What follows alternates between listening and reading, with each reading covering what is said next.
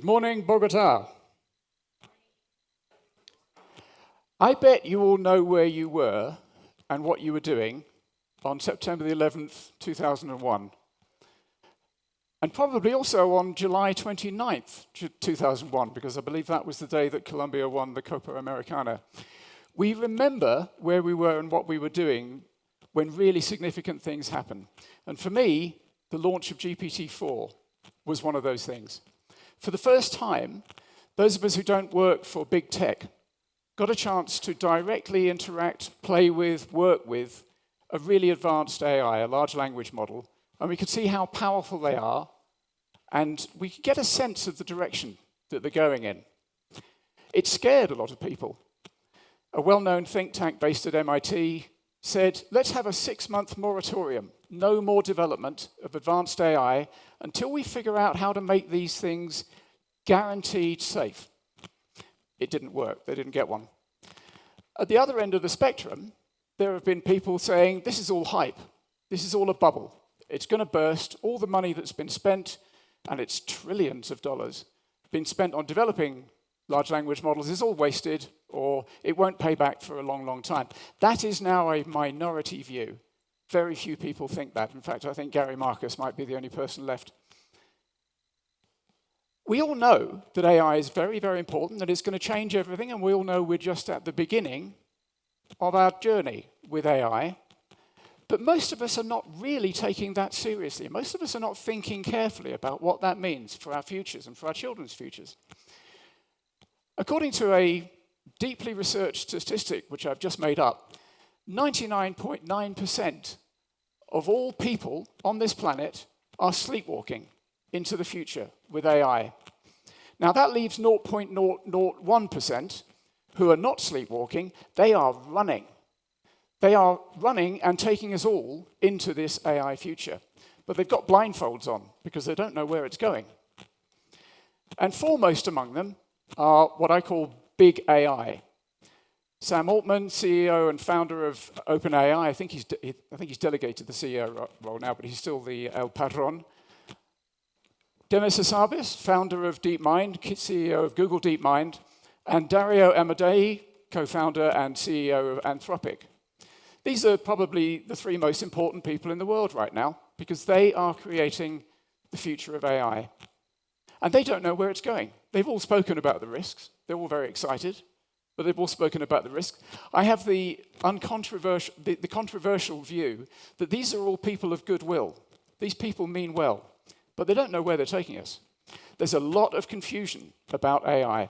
So over the next 2 days, in this session and the one tomorrow morning, I'm going to try and lift some of that confusion. Today, I'm going to talk about the context of AI, what it is and how it's become so powerful, what it's going to do in the next few years until we get to the big one, which is superintelligence. And then tomorrow, I'll talk about the shorter term for AI. I'll focus in on automation, because that's something that we all care a lot about. And then I'll go on what may seem like a tangent, but it will come to bear, which is about machine consciousness. So, today, context. What is artificial intelligence? The word artificial is quite easy. It's just something created by humans or possibly by aliens, but not by evolution or by God. The other word, intelligence, is a bit trickier, but fortunately there is a 4-word definition of intelligence, which is goal-directed adaptive behavior. If an entity has a goal, and as it pursues that goal, it learns and it adjusts how it behaves in order to better achieve its goal, that's intelligence. People have thought about AI for a very long time. The Greeks had a god called Hephaestus. He was known to the Romans as Vulcan, and he was the god's blacksmith. He made stuff, and some of the stuff he made was living robots to do his work for him.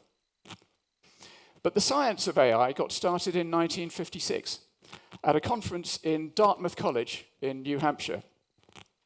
And right from the beginning, there were 2 types of AI, and this echoes down the years.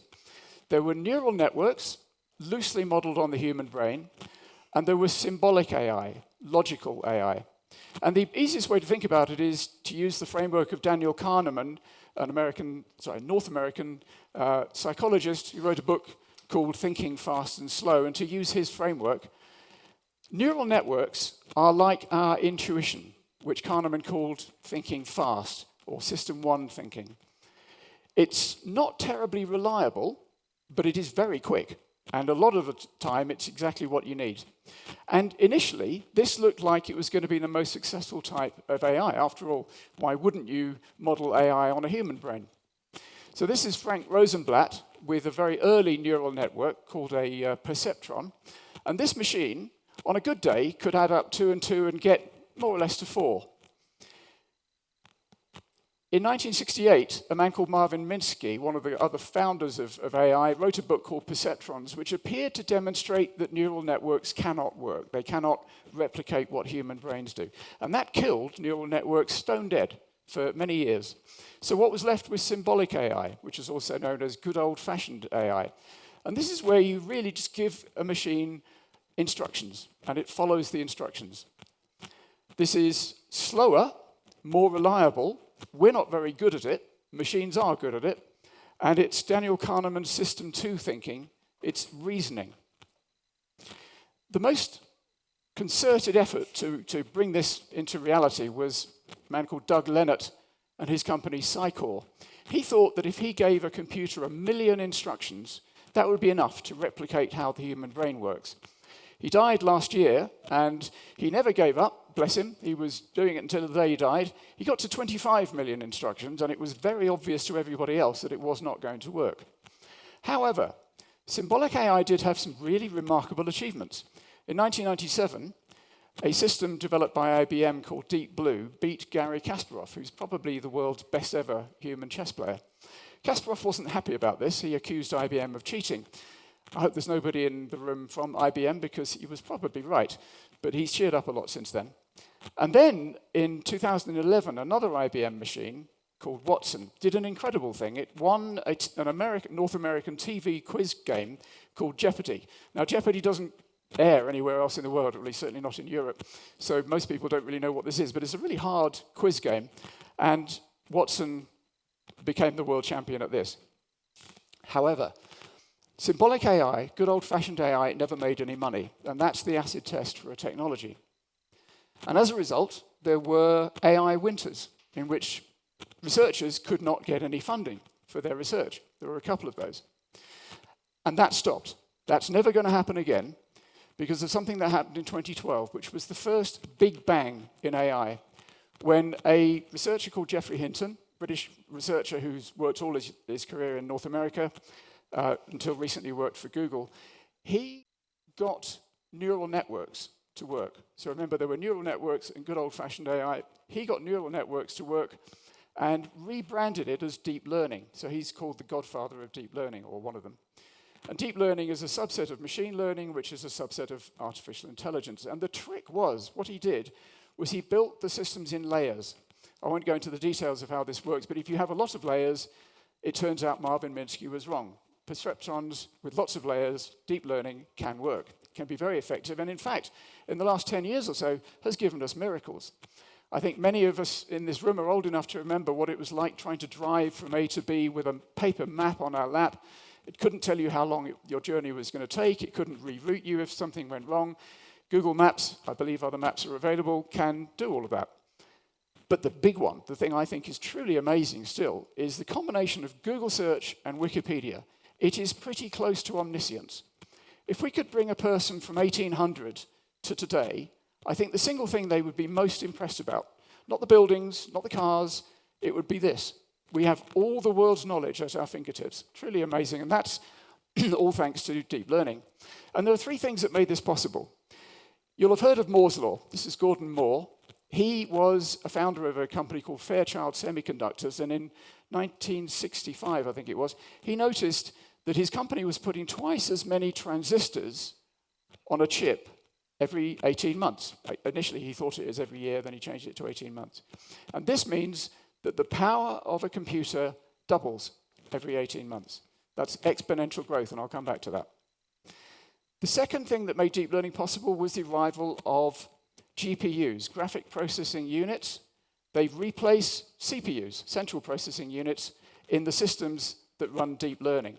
And NVIDIA was just making making chips for the video gaming industry, and they discovered that the parallel processing that requires is very good for deep learning. And then the third thing is data. We all know deep learning systems need a lot of data, and it needs to be labeled data. Processing units, they replace CPUs, central processing units, in the systems that run deep learning. And NVIDIA was just making making chips for the video gaming industry, and they discovered that the parallel processing that requires is very good for deep learning. And then the third thing is data. We all know deep learning systems need a lot of data, and it needs to be labeled data. A woman called Fei Li was told, do not do this. Do not create ImageNet, which is a great big database, and I do not know why all these hands are going up. Is there a problem, or shall I just carry on? I'll just carry on. Okay. Fei Li did it anyway. She built ImageNet, and it was absolutely essential to the creation of deep learning. That was the first big bang in AI in 2012. We've had another one. In 2017, the second big bang was the arrival of transformers. And it was in a paper by some Google researchers called All You Need Is Attention. They were riffing on this song. And it introduced transformers, which fortunately have nothing whatsoever to do with these guys. Transformer AI enables the creation of large language models. And that is the magnificent form of AI that we have today. There are people still who think that these are just predictive text machines, just purely stochastic parrots looking for the most likely next word. This really isn't true.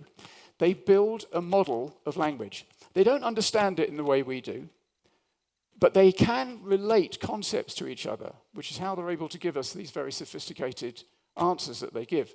Now, I want to do a little bit of audience participation, and don't worry, I'm not going to ask you to jump up and down or hug your neighbor. I'm English, not North American. But please put your hand up if you have ever used a large language model, GPT, Claude, Gemini. Most of you. Actually, pretty much nearly all of you. Excellent, okay. Put your hand up if you use one every single day, either at work or at home. That's about a third, maybe a half, maybe a bit more than half. Actually, you've decided it's most of you. Good. How many of you use a model like this 10 times every day? Still a lot. Excellent, excellent. Good. Well, we'll come back to that. So, what's going to happen next? We've got these large language models. You all know how powerful they are. What's going to happen next? There is an enormous amount of money being spent on the development of these models. The Manhattan Project in the Second World War, when North America developed an atomic bomb, they spent about 20 billion, 25 billion doing that. The Apollo project, sending people to the moon, that cost about 250 billion. There's several trillion has been spent so far on developing large language models. It's probably the biggest single engineering project humanity's ever undertaken. And an awful lot of that money is being spent by and for these companies, the Magnificent Seven. One of them, poor old swastikas down here, no longer quite so magnificent. Elon Musk 1.0, an extraordinary hero. Elon Musk 2.0 has killed his company. This is a walking dead company. If you own any Tesla stock, I really recommend you get rid of it. And in America, they have their tech giants as well. Baidu is their Google, Alibaba is their Amazon, and Tencent is their Facebook, more or less. And the Chinese government. The reason the Chinese flag is there, the Chinese government has, for a long time, spent a great deal of money on AI, both at national and regional level.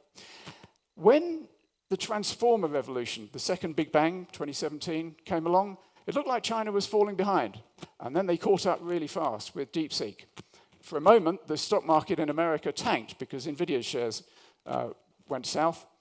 It's recovered. But DeepSeek has demonstrated that China is not going to be left behind in the large language model revolution. And this is a chart of all the great European big tech companies. Also, I'm sorry to say, all the large Latin American big tech companies, or the large African, Southeast Asian, and so on. You get the point. AI today is a duopoly between America and China. And no disrespect to those two great countries, but it is not a great idea for humanity's most important technology to be a duopoly between those two countries. Hello? Now, it's not really true to say that AI is a race. There isn't a winner, there isn't a finishing line, and all the developments, wherever they are made, help everybody. We have all used large language models a lot. But what we really don't want is a code war to replace the Cold War. And unfortunately, it is exactly what we're getting. We're getting a splinter net.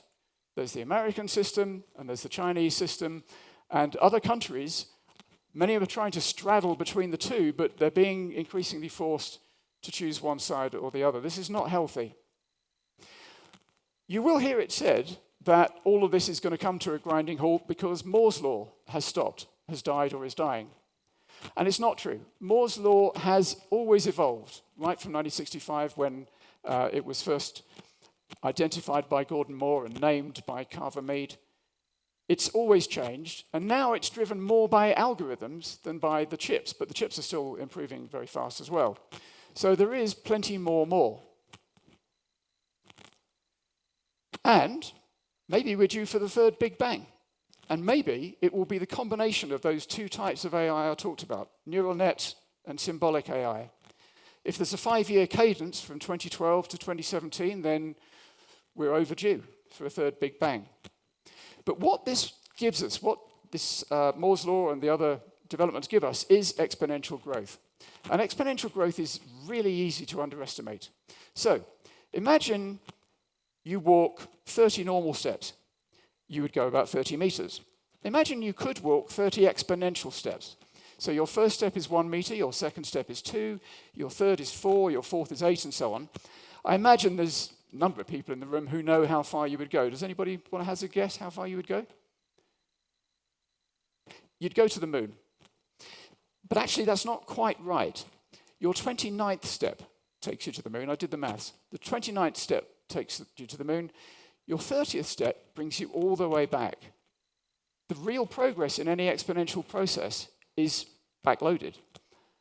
It always looks like yesterday not much happened and what's going to happen tomorrow is enormous. Another example is, imagine you're in a football field and it's been made waterproof and the referee drops a teat pipette drop of water onto the pitch every minute.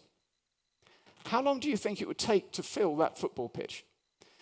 The answer is 49 minutes. But what's really interesting is how that happens. At 45 minutes, 4 minutes before the end, you've only got 7% of the stadium is full. So really the grass sticks look a bit wet, and the people in the stands are thinking, something interesting has happened. And 4 minutes later, they've all drowned.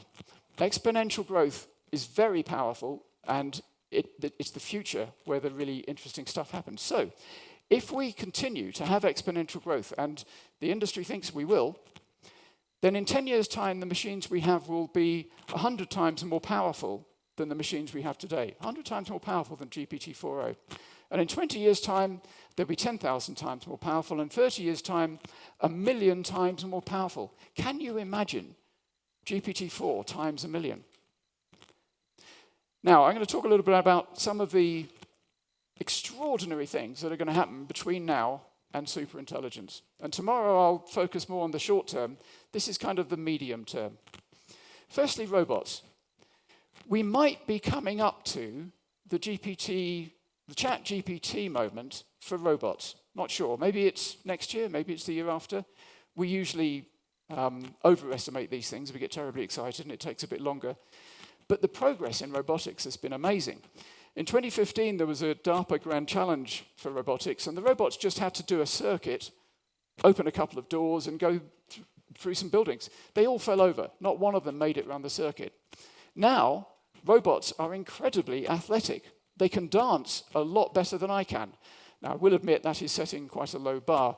But if you haven't seen this movie, Do You Love Me? I recommend you watch it. It's on YouTube. It is a beautiful 2.5-minute choreographed dance by these robots. It's fabulous. A special case of robots is making all the wrong sorts of headlines at the moment. Ukraine, and to a lesser extent Gaza, is full of drones, and they're killing people. And increasingly, they are autonomous. The whole world wants us not to have lethal autonomous weapons, lethal autonomous weapon systems they're called, but we are having them, because if you are running an army, you can't afford not to have munitions that the other side has. So Ukraine and Russia have developed enormously impressive drone manufacturing industries. And Europe, under pressure from Trump, is rearming, or it's about to start rearming. Europe never does anything very fast. It's about to start rearming. It probably won't build very many tanks and aircraft. It will just build an awful lot of drones. Self-driving cars are robots. They're robots driving cars. And I was in San Francisco last month, and I took the opportunity to drive in a couple of Waymo taxis. It's absolutely fabulous. I don't know if any of you have done this. It's terrific fun. It's really odd. You get in this car, and you think, this is crazy. I'm just allowing a robot to drive me around. This shouldn't work. But you get used to it within seconds. One half of your brain is thinking, this is mad, and the other half of your brain thinking, this is great. And overall, you just kind of take it for granted. So it's truly remarkable. Waymo now has robo-taxi services, taking money from people. There's no driver in the front, no chaperone in the front.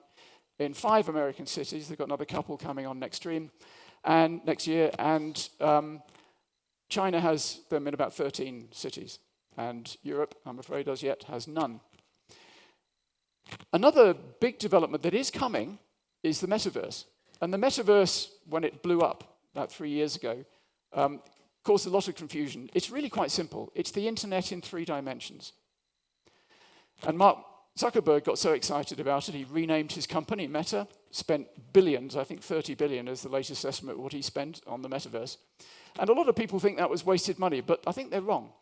Because virtual reality is going to be an enormously important thing in the future. It is just so much fun to be in a virtual world. As long as you have not just vision, but also sound and touch and feeling of space, if you can give somebody all of that, you can make their brain really believe they are in a made-up world. And who doesn't want to be in a made-up world quite a lot of the time? It's also going to be tremendously useful.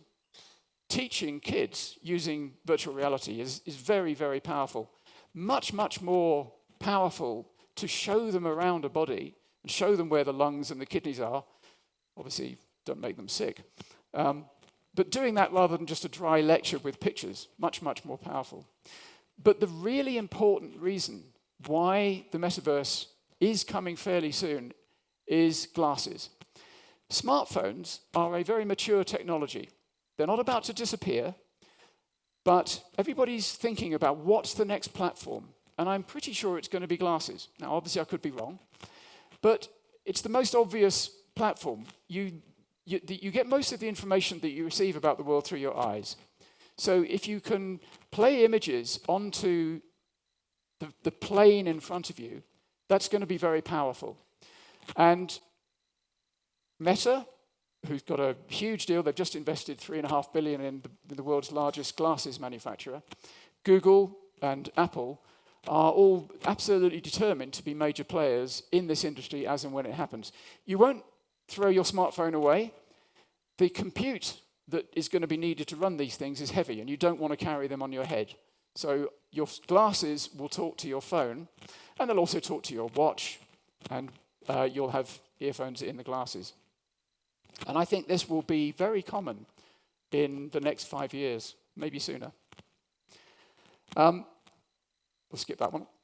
Because one of the biggest things that is going to happen in the next few years, and which most people are not thinking about at all, is radical improvement, radical extension into how long we live. There's an idea called longevity escape velocity, which is the idea that at a certain point in time, scientists give you back a year of your life every year that passes. And what that means is you don't get any older. And so death becomes optional. Now, to most people, this sounds completely crazy. And to many people, it actually sounds quite unpleasant. People think, crikey, I'm quite tired already. I don't want to have to live until 1,000 years. But you have to remember, you won't be getting any older. and you'll actually be able to rewind your age so you can live till 1,000 in the body of yourself at 25. Who wouldn't want that? I know probably still a lot of you still don't want that. Most of the people I talk to about this think it's a horrible idea, but I think it's terrific. And if you can't wait for that to happen, and we don't know when it's going to happen, could be 10 years, could be 25 years, it'll be different for different ages. Young people will get there sooner than old people. Bad news for me. If you can't wait that long, you can get a taxi ride to the future. You can freeze your brain, or if you like, your entire body, and you can put it in one of these dewars. These were made for the drinks industry. Each one of these, this is at a company called Alcor I visited in Scottsdale near Phoenix. Each one of these contains, I think, 4 bodies and about 6 heads. These people are frozen, and the idea is, we don't have the technology yet, and we may never have it, we don't know, but the idea is, at some future point, you revive the brain and you copy it into a machine. So you upload it into a machine. Now, to be honest, the chances of this actually working are fairly low, and the people who run these companies will admit that. But the alternative is, unless you believe in everlasting life for our Saviour, is, you've got no chance of surviving to the future. And then there's quantum computing. This keeps coming round and round and round. Personally, I do think this is quite a long way off, but it will have a big impact as and when it arrives, and we have no idea when.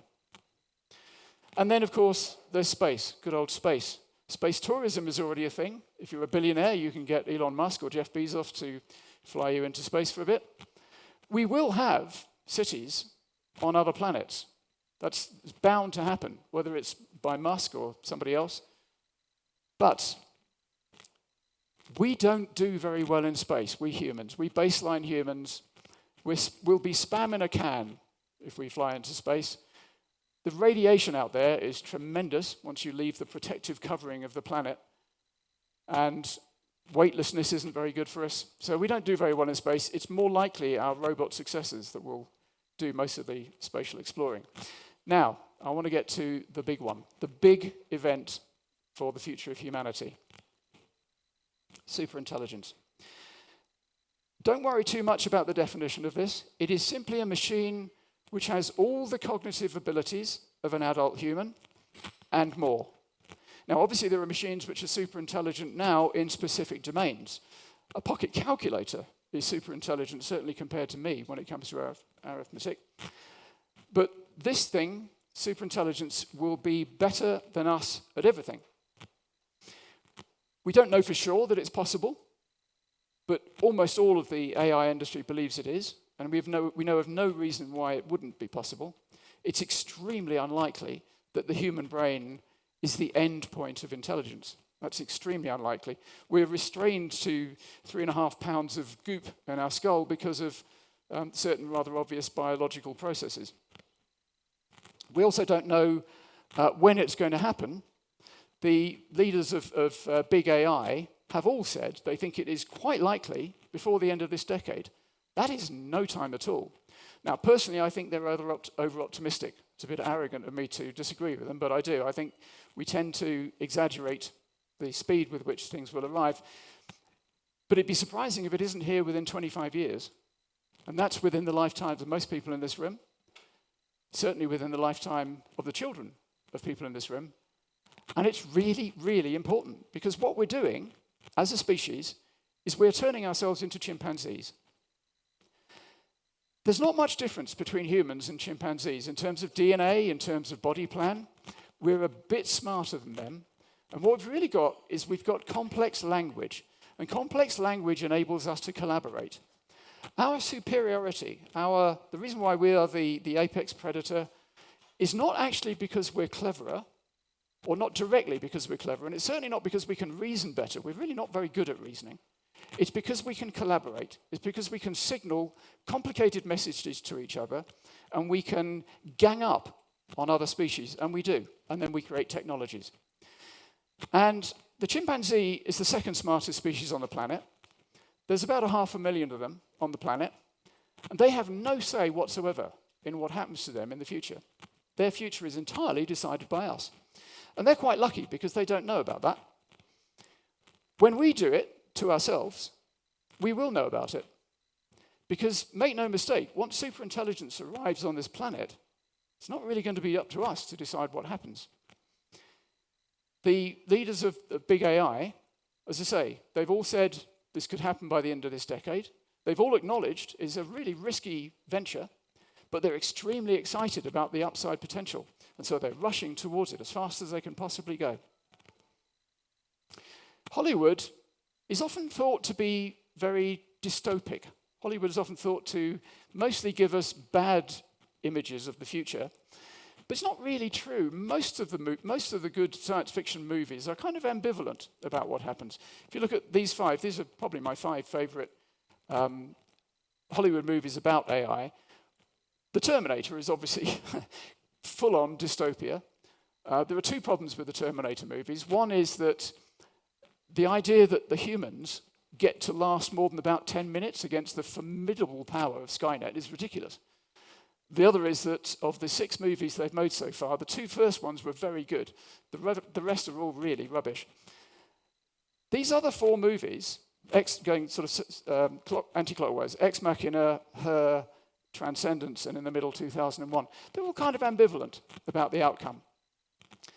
Now, I've been thinking about what happens when superintelligence arrives for about a quarter of a century.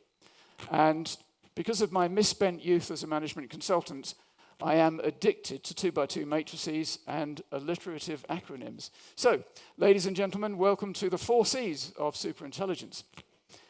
On the x-axis is the question of whether we create the future or the machines create the future. And on the y-axis is the question of whether it's a good outcome or a bad outcome.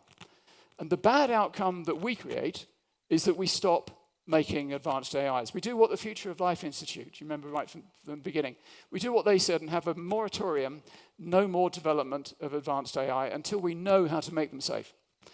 Unfortunately, we're not going to do this because the power, the advantage of having a better AI than your competitor is overwhelming. You win every competition.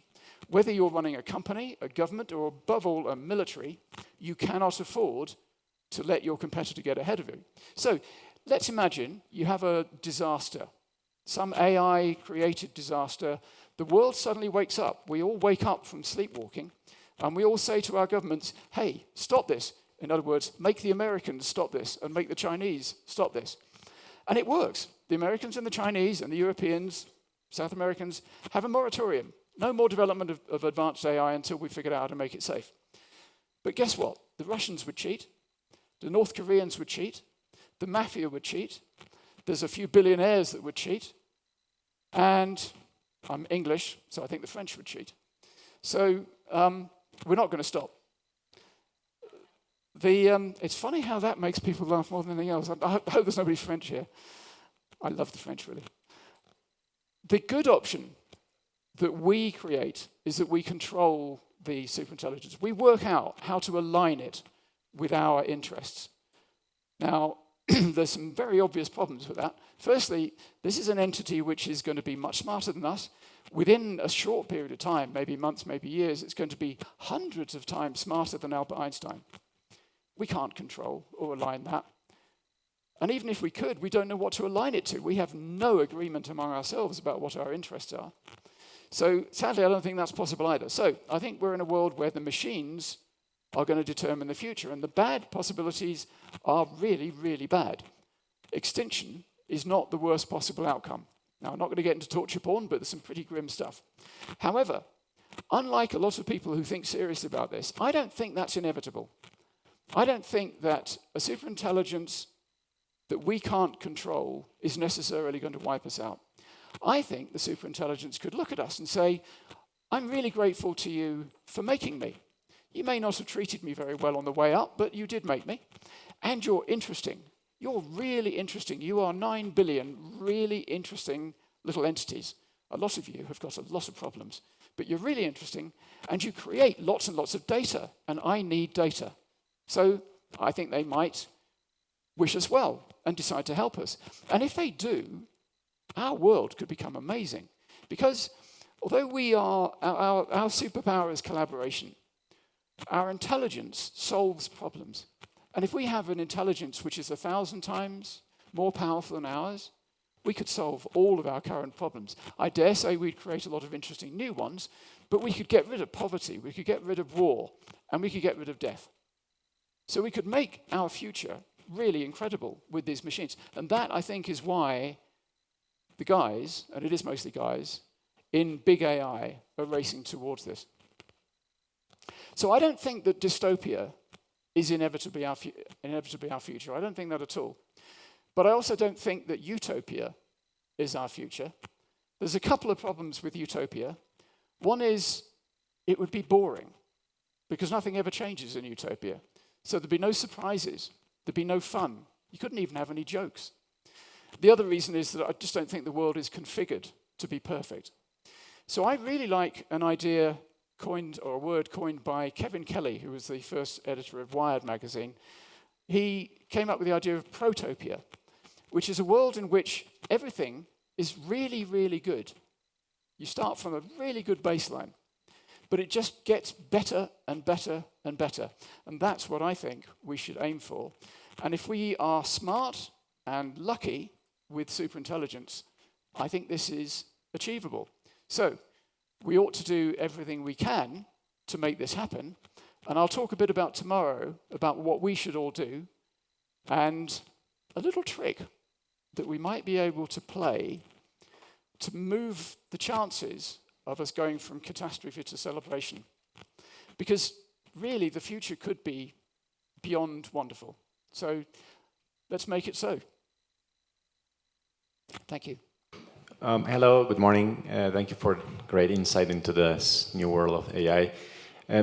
My name is Antonio Spina, and what I would like to know is, what is your take in alternatives like what Neuralink is trying to do in order to connect our brain to a bigger brain and make us more competitive in this new world?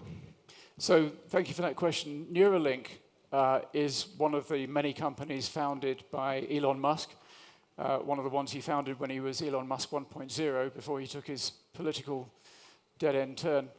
And Neuralink is an attempt to create brain-computer interfaces, really intimate brain-computer interfaces. His point was, we can only communicate with computers very slowly because we have to do it through our eyes, and we can only take in a small amount of data. So if you could get telepathy, really, between computers and humans, that would give us a chance, he thought, of keeping up with AI as it becomes more and more sophisticated. What I think of it is, I think it's brilliant. I think it is the way forward. This is possibly even crazier than anything I've said so far. I think our best future is to merge with superintelligence. Imagine a world in which superintelligence arrives, and it doesn't wipe us out, and it doesn't get rid of us through neglect. It likes us, and it wants to help us. So it does. It solves all our current problems, but we sort of become pets because we can't keep up with its thinking. We have no idea what it's doing. We look at it in envy as it roams around the universe and solves all the remaining questions of mathematics and then creates whole new forms of science to struggle with that. We would be envious and I think a bit depressed. I think our future, our best future, is to merge with the superintelligence and become superintelligent ourselves. People often say, wouldn't it be great to just augment humans? And that's what I think we should be doing by merging with the superintelligence. Now, Neuralink, as with all of Musk's companies, overstates its achievements enormously. They're nowhere near getting to proper full-on brain-computer interface. I think he's got about 1,000 connections at the moment. You have to drill into the skull to put them in, so that's quite scary. In Arthur C. Clarke's novel 3001, which was the fourth book, I think, or maybe the fifth in the 2001 series, every human has shaved their head and they wear skull caps with a lace which gives them a full interface with the roving computers. And that, I think, may well be our future. Or perhaps we'll all live in virtual reality. But I think it's a brilliant idea. I think, as usual with Musk, there's an enormous amount of exaggeration. It's quite a long way in the future, unfortunately. Thank you for your presentation. Very interesting. My name is Mauricio Samper from private equity fund, CIF.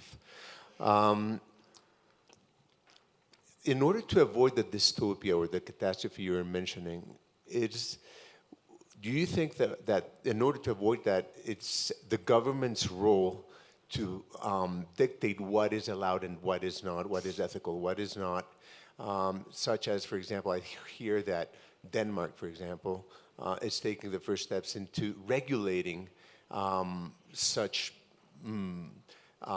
aspects that could lead us to such dystopia. How do we avoid catastrophe, in other words? Well, the way to be certain to avoid catastrophe is to not build more advanced AIs. So on my matrix, my 4Cs matrix, cease is what we ought to do, actually. It's the smart move. Is stop making this incredibly powerful technology until we figured out how to make it safe. But as I argued, there is no chance of us doing that.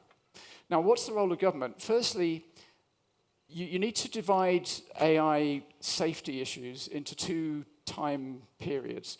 The short-term time period is concerned with things like privacy, bias, transparency, data access, and governments do need to play a regulatory role in those areas. The AI industry often says, well, you can't regulate us because we're a nascent industry and you would stop innovation. The people who say that live in regulated houses, they work in regulated offices, they eat regulated food, they drink regulated water, they drive regulated cars. AI, like any other industry which can cause massive harm, should be regulated. Regulation is difficult. In fact, regulation often fails because regulators always deal with the last problem. They can't really look forward. And they also always have less resources than the people they're trying to regulate.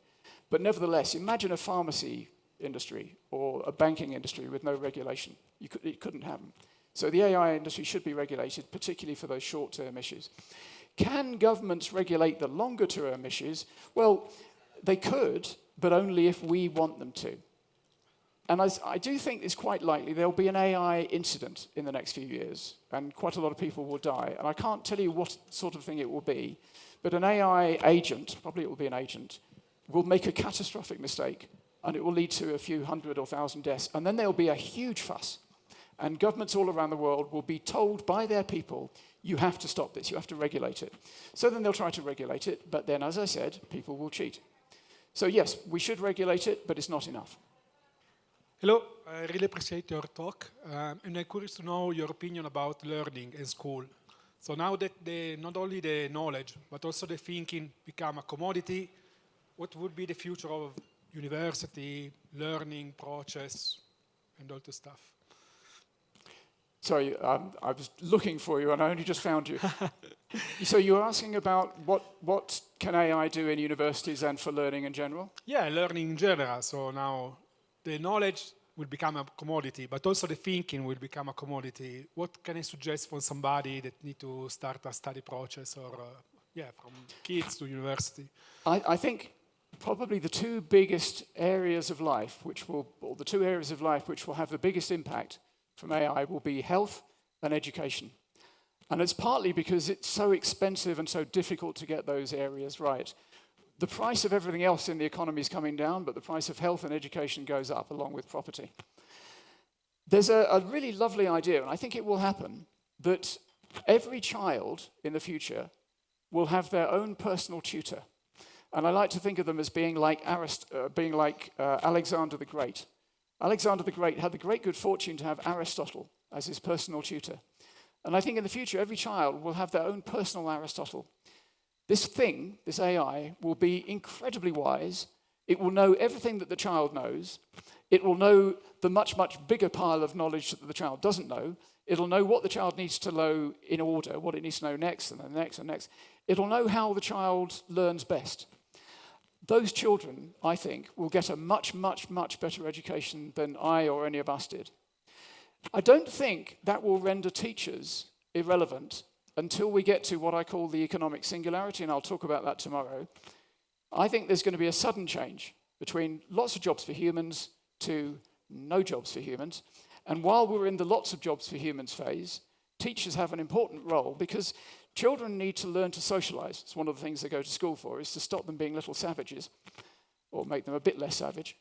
And teachers play an important role in providing role models for them. So having a brilliant personal tutor doesn't remove the need for the teacher, but I think it can really turbocharge the quality of the education that kids get. Muy bien.